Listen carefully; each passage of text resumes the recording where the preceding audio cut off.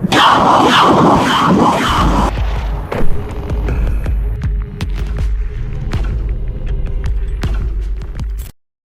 বন্ধুরা, এই মুহূর্তের বিশেষ সবচেয়ে বড় কিছু আপডেটের সাথে। বন্ধুরা, একটা কথা বলো তো, তুমি যদি রাত 3:30টায় সমুদ্রের মাঝখানে থাকো আর হঠাৎ একটা বিশাল বিস্ফোরণের শব্দ শুনো, তারপর চারদিক আগুন জ্বলে উঠুক, তখন তুমি কি করবে? পালাবে? কোথা পালাবে? চারদিকে শুধু জল।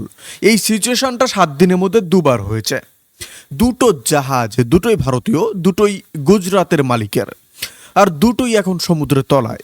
এবার আসল প্রশ্ন হলো, এটা কি দুর্ঘটনা নাকি কেউ একটা মেসেজ দিচ্ছে? কাকে দিচ্ছে আর কেন দিচ্ছে? আজকের এই পুরো ব্যাপারটা একদম শুরু থেকে শেষ পর্যন্ত ভাঙবো। তুমি যদি মিডল ইস্টের ব্যাপারটা বুঝতে চাও, আসল গেমটা কি চলছে, তাহলে এই পুরো খবরটা দেখো। কারণ এটা শুধু জাহাজ ডোবার গল্প না, এটা অনেক বড় কিছুর ছোট্ট একটা টুকরো। তো ঠিক আছে, আজকে একটু বলে নিই, বা আগে একটু বলে নিই যে আজকে ঠিক কি কভার করব আমরা, আর কি আপডেট আসছে। প্রথমত, দুটো ভারতীয় জাহাজ ঠিক কীভাবে ডুবলো, মানে ঘটনাটা একদম বিস্তারিত। দ্বিতীয়ত, স্ট্রেট অফ হরমুজ কি জিনিস আর কেন এই জায়গাটা পুরো দুনিয়ার জন্য এত ইম্পর্টেন্ট, সেটা আপনাদেরকে বুঝবো। এবং তৃতীয়ত, ইরান কীভাবে এই স্ট্রেটকে নিজের কন্ট্রোলে নিয়েছে আর সেটা করতে গিয়ে কি ঘটাচ্ছে। চতুর্থত রয়েছে ট্রাম্প আর চীনের শি জিনপিং এর মধ্যে কি কথা হলো, সেটার মানে কি দাঁড়াচ্ছে। পঞ্চম রয়েছে ইরাকের মরুভূমিতে ইসরায়েলের গোপন সামরিক ঘাঁটি আর সেই চারওয়ালার গল্প, সে সবার আগে এটা দেখেছিল, তো সেটাও আপনাদের সাথে আলোচনা থাকবে। ষষ্ঠ বন্ধুরা, সৌদি আরবের প্রাক্তন ইন্টেলিজেন্স চিফ কি বললেন, আর ইসরায়েল আসলে কি করতে চেয়েছিল, এই 6টা পয়েন্ট আপনাদের সাথে শেয়ার করব। আর একটা করে ঢুকি। দেখুন, দুটো জাহাজ 7 দিনে দুবার এই ঘটনা ঘটেছে। তো ঘটনাটা শুরু হয়েছে 13ই মে ভোর 3:30 নাগাদ। ওমানের সমুদ্র সীমার কাছে একটা জাহাজ যাচ্ছিল, জাহাজটার নাম ছিল হচ্ছে হাজি আলী। তো এমএসপি হাজি আলী। জাহাজটার মালিক গুজরাটের এক ভদ্রলোক, নাম সুলতান আহমেদ আনসার। জাহাজটা বারবেরা পোর্ট থেকে ছেড়ে শারজারা দিকে যাচ্ছিল। রুটিন ট্রিপ, মালবাহী জাহাজ ছিল আর রুটিন ট্রিপ ছিল।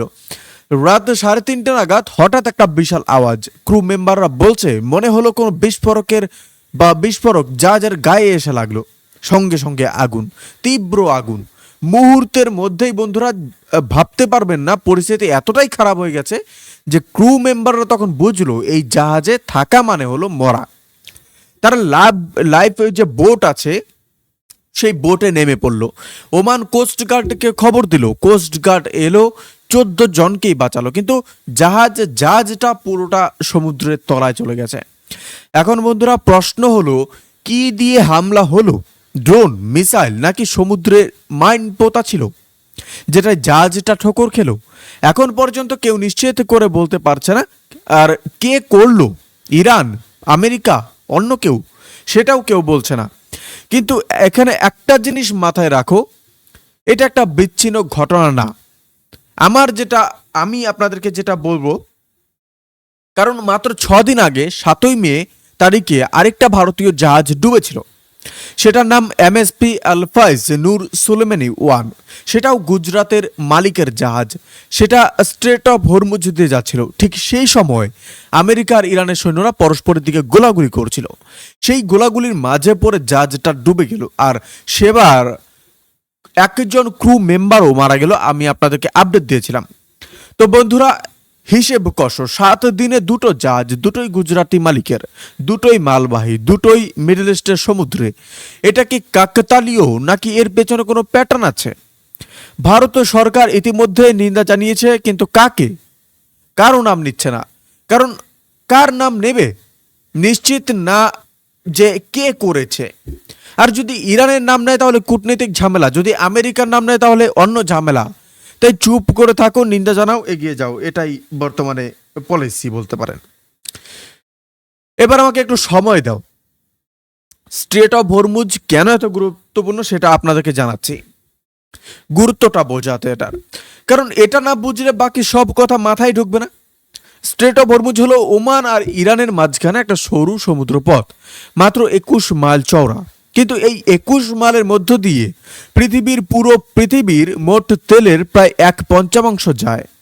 একটু ভাবো, পৃথিবীর যত তেল রপ্তানি হয় তার 20% এই একটা সরু মুখ দিয়ে যায়। সৌদি আরব, ইরাক, কুয়েত, ইউই, কাতার, এই দেশগুলো তেল সমুদ্রে পাঠানোর একমাত্র রাস্তা এটাই। ভারতের কথাই ধরো, আমরা যে তেল আনি মিডল ইস্ট থেকে তার বড় অংশই আসে স্ট্রেট দিয়ে। চীনের তেল আসে এখান দিয়ে, ইউরোপের তেল আসে এখান দিয়ে, জাপানের তেল আসে এখান দিয়ে। তো কেউ যদি এই স্ট্রেটটা বন্ধ করে দিতে পারে বা কন্ট্রোল করতে পারে, সে পুরো দুনিয়াকে নিজের মুঠোয় রাখতে পারে। পেট্রোল পাবে না, তেল পাবে না, গ্যাস পাবে না, মানে অর্থনীতি থেমে যাবে। ইরান এটা ভালো করে জানে, আর এই জ্ঞানটাই ইরানের সবচেয়ে বড় অস্ত্র। বন্ধুরা, পরের পয়েন্টে আসি, ইরান কিভাবে হরমুজটা দখল করে নিল। দেখুন, আসল মজার জায়গায় আসে, ইরান কি করছে। ইরানি সরকারি মিডিয়া বলছে, যেটা আমাদের পাওয়া আপডেটে সর্বশেষ আপডেট, গত 24 ঘন্টায় প্রায় 30টা জাহাজ স্টেট অফ হরমুজ দিয়ে গেছে। কিন্তু কিভাবে গেছে? ইরানের কাছে থেকে পারমিট নিয়ে গেছে। মানে বোঝো, তুমি নিজের জাহাজ নিয়ে একটা আন্তর্জাতিক সমুদ্র পথ দিয়ে যেতে চাও, কিন্তু ইরান বলছে আগে আমার কাছে অনুমতি নাও। এটা একটু থামিয়ে ভাবো। আন্তর্জাতিক আইন অনুযায়ী কোনো দেশের এই অধিকার নেই যে সে আন্তর্জাতিক সমুদ্র পথে অন্য দেশের জাহাজকে আটকাবে বা পারমিট চাইবে, কিন্তু ইরান ব্যবহারিকভাবে সেটাই করছে, কারণ তাদের কাছে সেই শক্তি আছে। আর আমি আগেই বলেছিলাম, তারা মিসাইল দিয়ে জাহাজে ডোবাতেও পারে। আর ইরানি মিডিয়া একটা মজার কথা বলছে, তারা বলছে আমরা এই জাহাজগুলোর কাছে থেকে পয়সা নেইনি, ফ্রিতে যেতে দিয়েছে, কিন্তু যদি ট্যাক্স নিতাম তাহলে 24 ঘন্টায় আমাদের কাছে $60 কোটি আসতো। $60 কোটি 24 ঘন্টায়, একটু মাথায় রাখো সংখ্যাটা। এই কথাটা কিন্তু ইরান এমনি বলেনি, বা এটা আমার কথা না, এটা ইরানের কথা। আর এটা হলো একটা মেসেজ, মানে হলো দেখো আমরা পারি, আমরা চাইলে তোমাদের রাস্তা বন্ধ করতে পারি, চাইলে টোল আদায় করতে পারি, কিন্তু এখন আমরা করছি না, এখন ভালো ব্যবহার করছে। কিন্তু মনে রেখো, আমাদের সাথে ভালো ব্যবহার করতে হবে। এর পাশাপাশি ইরানের আইআরজিসি মানে ইসলামিক রেভলিউশনারি গার্ড কর্পস, তাদের নৌবাহিনীর কমান্ডাররা ইউ এর কাছে থেকে একটা জাহাজ দখল করে নিয়ে গেছে। জাহাজটাকে ইরানের বন্দরে নিয়ে আসা হচ্ছে। কেন? কারণ আমেরিকা আর ইসরায়েল মিলে ইরানের কিছু জাহাজ ক্ষতি করেছে। ইরান সেই ঘাটতি পূরণ করতে অন্য দেশের জাহাজ দখল করছে। আমি সবসময় বলি, ইরানের এটা স্ট্র্যাটেজি। তুমি আমার একটা ক্ষতি করলে আমি তোমার 4টে জিনিস নিয়ে নেব। আর ভারতের কথা মাথায় রাখো, আমাদের বেশ কিছু গ্যাসের জাহাজ এই স্ট্রেট অফ হরমুজ দিয়ে ভারতের দিকে আসছে। এখন সেগুলো নিরাপদ কিনা সেটা নিয়ে একটা উদ্বেগে তৈরি হয়ে গেছে। খবর রাখো আমাদের সাথে। বন্ধুরা, আসি একটা ইন্টারেস্টিং দিকে, ট্রাম্প আর শি জিনপিং এর কথা। এটা নাটকের মানে কি? এই নাটকের মানে কি? ডোনাল্ড ট্রাম্প চীনে গিয়ে শি জিনপিং এর সাথে দেখা করলেন, আর দেখা করার পরে হোয়াইট হাউস থেকে একটা বিবৃতি আসলো।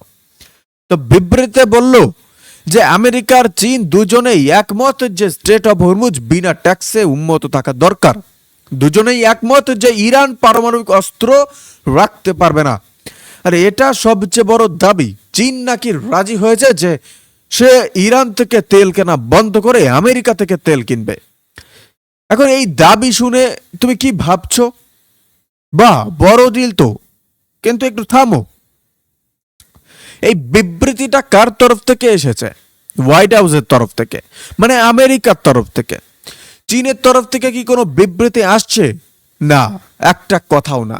মানে সিচুয়েশনটা হলো, ট্রাম্প মিটিং শেষ করে বের হয়ে বললেন আমরা সব ঠিক করে ফেলেছি, চীন সব মানতে রাজি, কিন্তু চীন চুপ করে আছে। এটা কূটনীতির একটা পুরনো কৌশল। ট্রাম্প দেশে ফিরে বড় ভাব নেবেন, বলবেন দেখো আমি চীনকে রাজি করিয়ে দিয়েছি, কিন্তু বাস্তবে চীন ঠিক কতটা রাজি সেটা তো পরে বোঝা যাবে। একটু লজিক দিয়ে বোঝো। চীন ইরান থেকে তেল কিনছে, কারণ কি? এক হচ্ছে ইরান কাছের, অর্থাৎ কাছে পড়ে। 2, ইরান সস্তায় দেয়। আর 3 হলো আমেরিকার নিষেধাজ্ঞা থাকলেও চীন এটা এড়িয়ে যায়, কারণ ইরান তাদের ডিসকাউন্ট দেয়। এখন চীন কি আমেরিকার কাছে থেকে বেশি দূর থেকে দামি তেল আনবে? সেটা কি ব্যবসায়িকভাবে মনে হয়? দেখুন, আমার যা মনে হয়, শি জিনপিং ট্রাম্পের সামনে বসে হয়তো কিছু ইতিবাচক কথা বলেছেন, কিন্তু সেটাকে ট্রাম্প 10 গুণ বাড়িয়ে পেশ করছেন। চীন কখনোই ইরানের বিরুদ্ধে যাবে না। ইরান চীনের কাছে একটা স্ট্র্যাটেজিক অ্যাসেট, সেটা ছেড়ে দেওয়া চীনের পক্ষে সম্ভব না। তো এই ট্রাম্প আর শির এই ড্রামাটা বেশ বড় মনে হচ্ছে, কিন্তু বাস্তবে এটা অনেকটাই ফাঁকা ড্রামের মতো। বন্ধুরা, আসি নেক্সট পয়েন্টে। ইরাকের মরুভূমিতে ইসরায়েলের গোপন ঘাঁটি, আর সেই নিয়ে একটা মর্মান্তিক পরিণতি হয়েছে। তো যেটা বলবো আপনাদের, সেটা আমার প্রথমে শুনে গা শিউরে উঠেছিল। আশা করছি আজকের সবচেয়ে গা শিউরে ওঠা অংশ এটাই হবে। আর মনোযোগ দিয়ে শোনো। ইরাকের নাজাফের মরুভূমি, এই মরুভূমিতে কিছুদিন আগে হঠাৎ করে কিছু একটা দেখা গেল। ইসরায়েলের সেনাবাহিনী চুপচাপ একটা গোপন সামরিক ঘাঁটি বানিয়ে ফেলেছে। শুধু ঘাঁটি না, একটা রানওয়ে বানিয়েছে, যেখানে ইসরায়েলি যুদ্ধবিমান ল্যান্ড করছে। এটা জানলো কে প্রথম? একজন চরওয়ারা, নাম হলো আওয়াত হাদি আল সামারি। তো লোকটা তার জন্তু জানোয়ার নিয়ে নাজাফের মরুভূমিতে ঘুরছিল। গাড়ি চালাতে চালাতে হঠাৎ মরুভূমিতে কিছু একটা দেখলো, কিছু হলচল দেখলো, কিছু লড়াচড়া দেখলো। জুম করে ভিডিও করলো। ভিডিওতে স্পষ্ট দেখা যাচ্ছিল যে মরুভূমিতে সামরিক তৎপরতা চলছে। সেই ভিডিও ছড়িয়ে পড়লো, পুরো নেট দুনিয়া জেনে গেল ইসরায়েলের এই গোপন ঘাঁটির কথা। এখন কি হলো সেই লোকটার? তার গাড়ি পাওয়া গেছে নাজাফের মরুভূমিতে। গাড়িটা পুড়ে ছাই, আর গাড়ির মধ্যে তার লাশ পুড়ে যাওয়া। ইরাকি পুলিশ লাশটা উদ্ধার করেছে। একজন সাধারণ চরওয়াহা নিজের জন্তু নিয়ে মরুভূমিতে ঘুরছিল, ভুল জায়গায় ভুল সময়ে একটা ভিডিও তুলে ফেলেছিল, আর তার বিনিময়ে তাকে এই মূল্য দিতে হলো। এটা কে করলো? কেউ আঙ্গুল তুলছে, বা আবার কেউ আঙ্গুল তুলছে না সরাসরি, কিন্তু পরিষ্কার যে বা যারা এই ঘাঁটির রহস্য ফাঁস হওয়াটা চায়নি, তারা এই কাজ করেছে।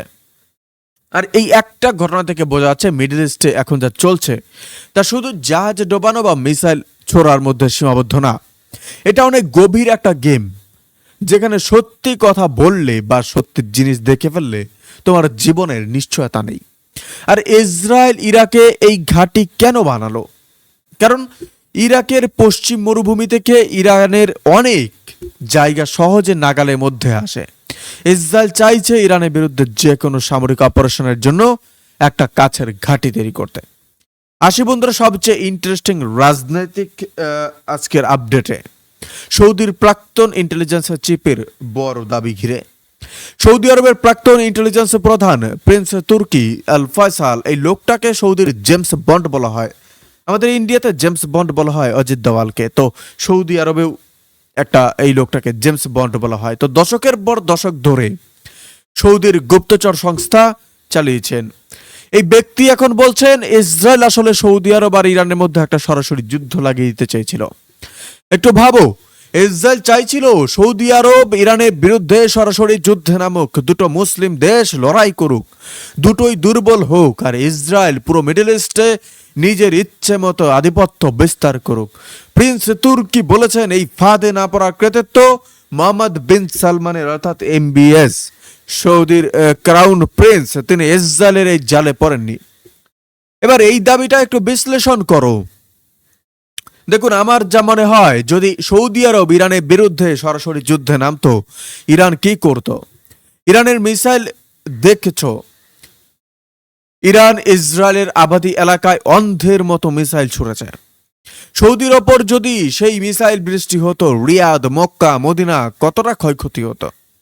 সৌদি আরব যদি এই যুদ্ধে জড়িয়ে পড়তো, সৌদির হাজার হাজার তরুণ মারা যেত, অর্থনীতি ধ্বংস হতো, আর ইসরায়েল নিরাপদে দূরত্বে বসে লাভ তুলত। MBS এটা বুঝেছেন। তাই অনেক কিছু আমেরিকা ইসরায়েলের সাথে করলেও সরাসরি ইরানের বিরুদ্ধে প্রকাশ্যে যুদ্ধে নামেননি। তো দেখুন, এই সবগুলি আপডেট ঘিরে যা হচ্ছে সেটা বলতে পারেন একটা মাল্টি লেয়ার গেম।